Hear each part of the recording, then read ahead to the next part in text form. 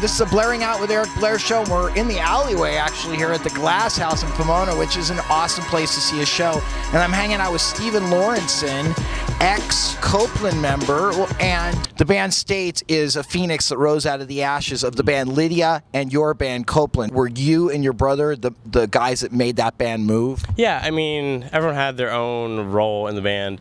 Aaron was kind of the song structure. He kind of would start an initial idea, at least later on in Copeland, and Bryan and him would kind of hash it out, and then we'd get together as a 5-piece, or it was 4-piece for a while, and just hash out parts and kind of put it all together. And Bryan and I would work separately outside of it all, just guitars and just kind of the ambience of the songs, and then came together, put together. You know, the thing that I was going to say is that Copeland was very ambient. Mm-hmm. You guys had a lot of textures and layers, but it was very chill. Yeah. And I think a lot of people really liked that because there was a romanticism to the music. Mm-hmm. But there was also a spiritual, I felt like you guys had a spiritual background to underlying theme in your music. Is that true? Yeah, I mean, it changed here and there. I mean, it was depending on the record and place in life everyone was at. I mean, my brother and I grew up in a very religious household and have kept a lot of it. And so, yeah, I think some of that definitely shines through with some of it. Your introduction to Mindy White. You guys toured in 2008. You met her on a tour that you were doing in 2008. Tell me about the story of how you guys met. Yeah, Lydia and Copeland did a tour in the end of 2008, I believe it was, with a band called Love Drug also, and a girl named Lights, both incredibly talented people. And we just hit it off. Mindy and I just instantly became really close. Same with Jeremy from Love Drug. We all just hung out and wrote together and had a really good time. And shortly after that tour, I moved to Nashville, where Mindy lives. It was strange. Copeland, shortly after that, decided to call it ends, but we didn't announce it. We knew we had some tours to take care of. But I told Mindy. And when I told her that, before I got the conversation going, she told me that she was leaving Lydia. And then we just started joking. I was like, Copeland's ending, and maybe we should do some writing together. And then a week later, we got in a room and wrote like 4 songs. And then Bryan and myself, we had a handful of things, you know, for Copeland or ourselves. We didn't know what we were going to do with. So threw them to Mindy, and she started working on them, and kind of was the start of States. Had Copeland run its course as far as you felt emotionally that it had, or were there financial diminishing returns and less people coming to shows? Yeah, I mean, it's a little bit of everything. You know, I mean, Copeland was a band for over 10 years, or almost 10 years, and it ran its course a little bit, I think. Aaron, the singer, he had a lot of things he was doing. He was producing and just getting married and building a studio, and I think everyone just wanted a different shift. And also, like you said, like it was just starting to fall apart a little bit. You know, not as many kids showing up, and I mean, of course they show up when you do the farewell tour. Yeah, of course. But yeah, I mean, it's just the industry in general. It's just hurting, you know. And I think we all just wanted to do something new. We all still love Copeland. I miss it. I still think about it all the time. And I was pretty bummed when we decided to call it ends. But how do you? Okay, but you miss Copeland. But how elated do you feel when you are on stage and a good night with Mindy White? Yeah. I mean, that must just set. I'd have chills because here you are. It's a rebirth of you as a musician. Sure. Yeah, completely. So tell me about that feeling of like looking out and hearing her on stage and wow, this is great. Well, it's strange because John was in Copeland and Bryan, my brother. So when I look back, I see them, and then I kind of almost expect to see Aaron when I turn left, but then it's Mindy. I'm like, oh, weird. This is different. But she's just like, she's a powerhouse. I mean, she's this tiny little girl, and the voice that comes out of her, I just don't understand. I mean, even when we're like tracking, you know, there's just so much auto-tune now, and you know, people can't sing live, but you go in the studio and they sound amazing. But I mean, we don't have to do anything. She sits there, does a take, it's amazing, we're done. It's incredible. Who do you think brings most of the melody to the songwriting process? Definitely Mindy. For States, Mindy. Okay. Yeah, completely. Usually the way the songwriting's been going is Bryan and I, or one of us, will have foundation of a song, maybe a slight melody idea, mostly just music based. And then we'll send a handful of them to Mindy after Bryan and I work on them. And then she comes up with some lyrics and melody ideas, and then we'll get in a room and hash them out together. So yeah, she's a big part of that. And she also probably comes up with the lion's share of the perspective of the lyrics too, correct? Mm-hmm, yeah, I mean, 99% lyrics, Mindy, yeah, completely. And the vision. Yeah. But you know what's amazing about Room to Run? It's like this album is almost autobiographical, and even the name, because after reading what she went through with Lydia and a little bit of what you guys went through, it was almost like your escape plan in a way. And this album, even the name, Room to Run, like, hey man, we're getting out of here, and now we can do whatever we want. And there's a lot of songs in the album that have that same, like, we're doing what we want, we're not going to listen to you, this is our time. Yeah, totally, completely. I mean, I don't even think it was necessarily we were trying to. We didn't really sit in a room and be like, okay, we're going to do a new band, let's have this attitude and do this thing. It just came out. You know, I think we all were at that point in life, and Mindy, and so it just was there. You know, fell into place, and songs kind of wrote themselves a little bit with that. So what has been the highlight of this tour so far? The best part is, I think, we've been longtime friends with Bryce, the singer of the Rocket Summer. Bryce Avery, yeah, and we've known him for way back in Copeland days, and it's like touring with just. He was signed to Militia the same time you guys were, of course. Yeah, so it's just touring with old friends again. It just feels great, and just got to meet the synesthetic guys, and they're all sweethearts, and that's a big part about touring. Like, you know, if you have one bad egg or one band that's just doesn't mesh, like, it's hard because you're kind of a family for a month. You're eating with each other, you're working together, and so when you have just something that throws it off, it makes it really difficult, and this one's really great. What has been the reaction to the album so far? It's been really positive. Honestly, I was expecting a bigger backlash from it, just coming from such different projects. And the EP that we put out prior to Room to Run was done ourselves with just like 2 microphones in my brother's apartment. And I think it was a little bit more of the raw, organic feel that maybe Copeland and Lydia had. And so I felt like a lot of that audience might enjoy it more. But then this record's very polished, it's a lot more pop, and I thought we were going to lose some of them, but surprisingly a lot of them really loved it, which is great, but of course it's always going to be people that hate it too. I can definitely hear her influences of the Cardigans. Oh, sure. I can hear those melody lines. Oh, that's amazing. I mean, Cardigans, probably collectively, if you ask any of us, top band or top 5 favorite bands, Cardigans will be there. I think the pop, like the pop element and stuff, and that was the side of Copeland that I think Bryan and I didn't get to explore as much, is Bryan and I, we love pop, especially 90s, like just, you know, Third Eye Blind, Sixpence, Cardigans, just, we love that stuff. So I feel like we got to express that a little bit more with Room to Run, and as though we wanted to be polished and, you know, maybe more accessible and mainstream, we still wanted to have, you know, our artistic whatever in the songs and not just do a straightforward pop song. So you went to Seattle, Washington to record Room to Run with Aaron Sprinkle, and I guess you guys, there's a great donut place there, and and the coffee, of course, is incredible. So tell me about that experience being in studio in Seattle, Washington. Yeah, it's amazing. I mean, we all love Seattle. I mean, touring, recording, whatever. Aaron, we've known for a long time. We did the last Copeland record with Sprinkle. So we already had that relationship, and it was really fun getting to do another record with him. And he's the same as Bryan and I, like, just loves pop. So he was real excited about these songs, and we really didn't get much done the first week or so. We pretty much just watched a bunch of episodes of Tim and Eric and ate food, but slowly got into it. But we love it. We love him. He's brilliant, and it was just fun. We kind of let him really be a producer and be a part of the band while we track it, and let him throw in his ideas. And, you know, I feel like a lot of people make producers glorified engineers in a sense, and, you know, if you're gonna have them, let them do their job.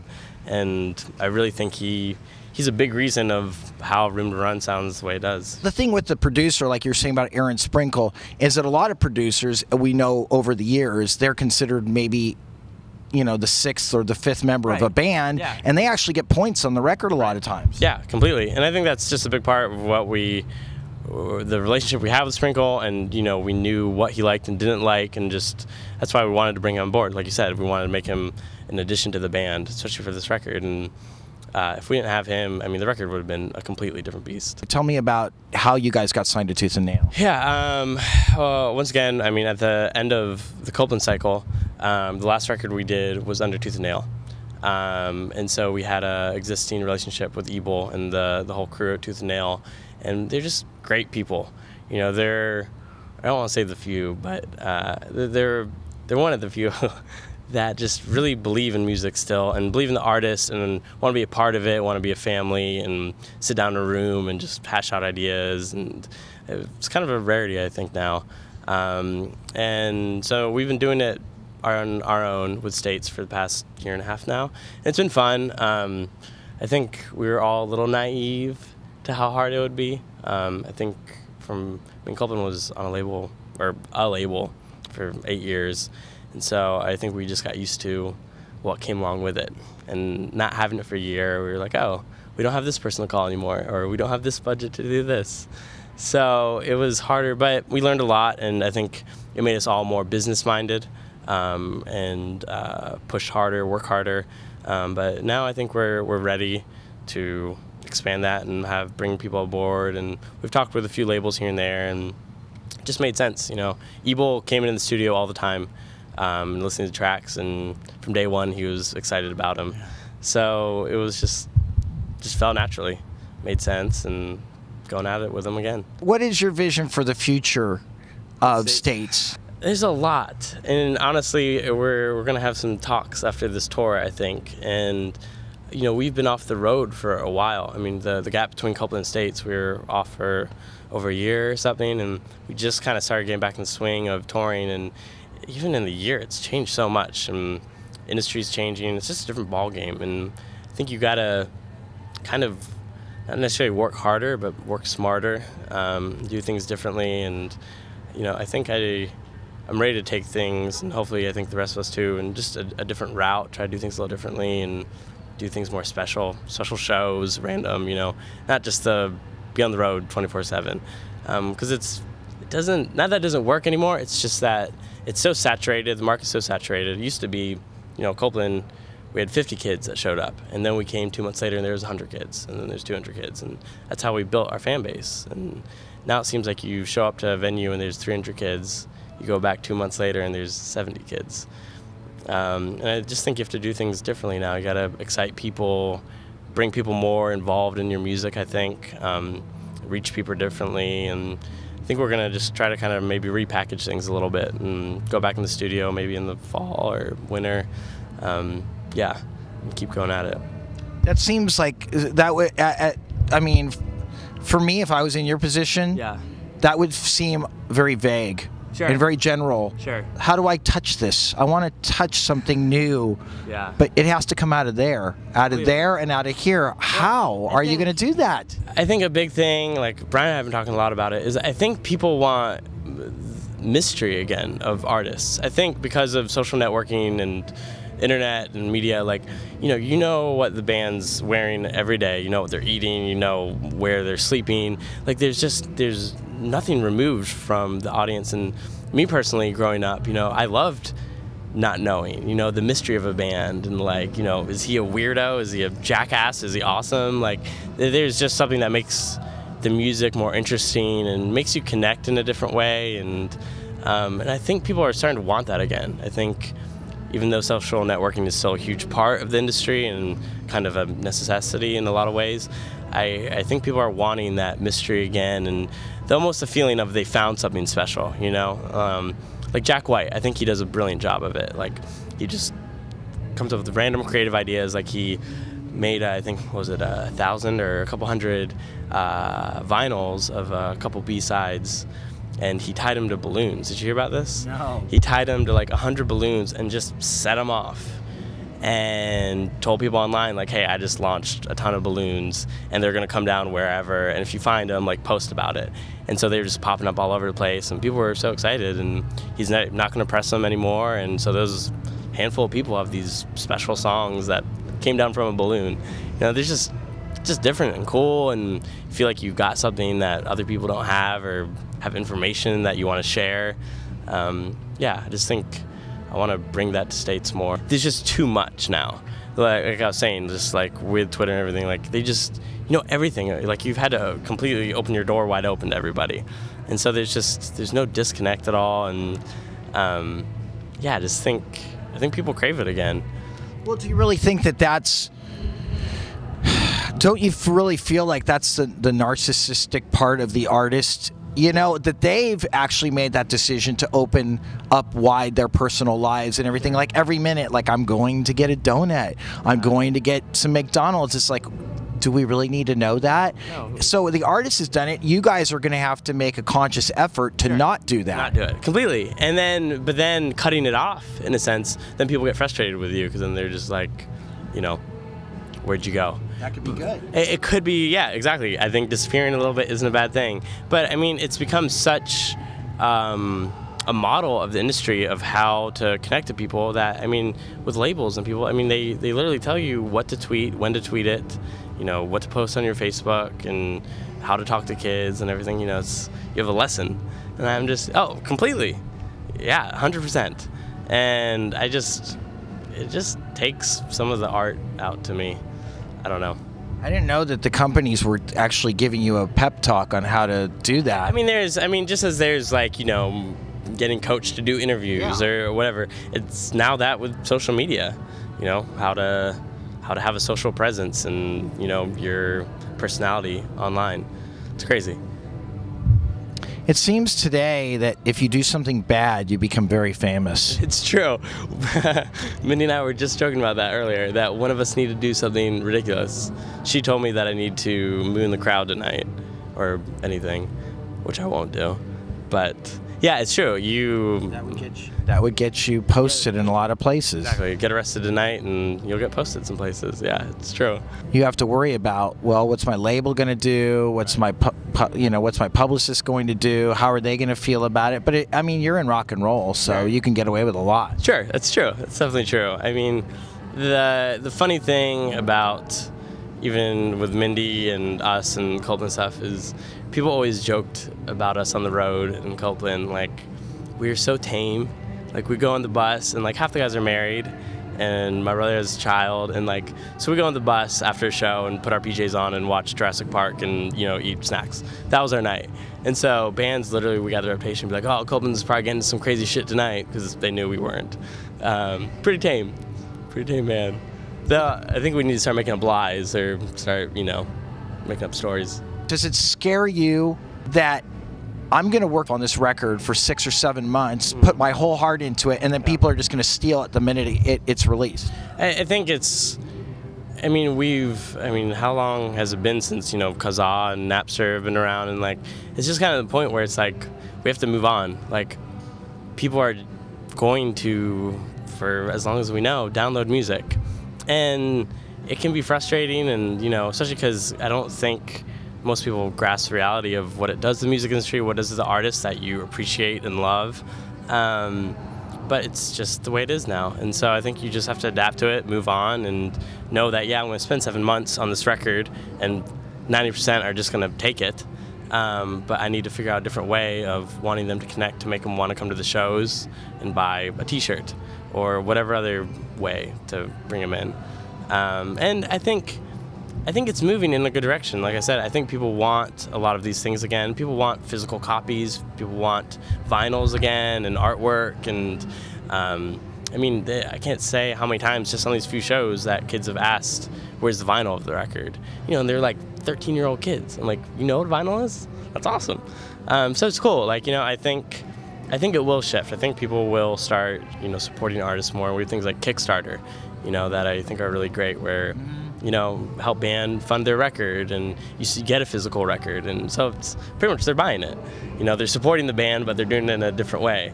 It's funny that you'd mentioned Kickstarter, because Tosh was just mocking it last night. Tosh 2.0 or whatever? Really? Yeah. That's awesome. What was he saying?